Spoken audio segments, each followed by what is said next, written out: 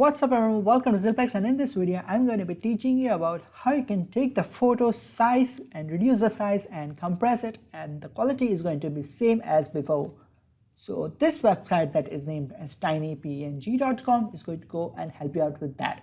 So I'm going to go and give you one example before I proceed with the tutorial. Is you take the photo from your mobile phone and then take the photo and send it to the friends from your WhatsApp. So what WhatsApp does is take the photo image quality and keep the quality same, but the size is reduced when you send it to your friend. So if you try to compare it with the original photo size and the WhatsApp photo size from your friend's mobile, you are going to go and find out the size of the image is going to be different. So that same thing is going to be done over here in this tutorial.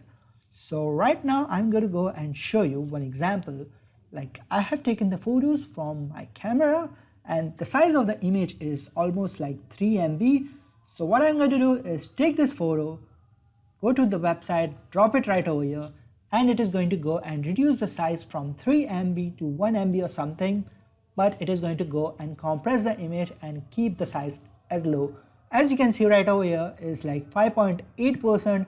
So it does reduce the size of the image and the quality of the image is going to be same as before. So as you can see, it has been downloaded, and if I try to go and open the image and go to my browser, open the image. So this is taken from this is the original photo from the camera, and this is the photo taken and compressed. So you can see the quality of the both of the images are same, but the original and compressed image looks the same.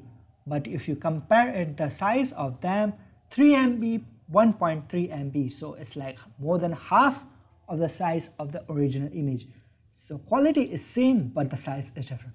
So that's about it. You can go and upload it online or to your website. That is going to go and reduce the size of the image more better if you upload it on your website. So that's about it for this video. Make sure to comment it down below if you like the video, and that's about it, and I'll see you guys next time.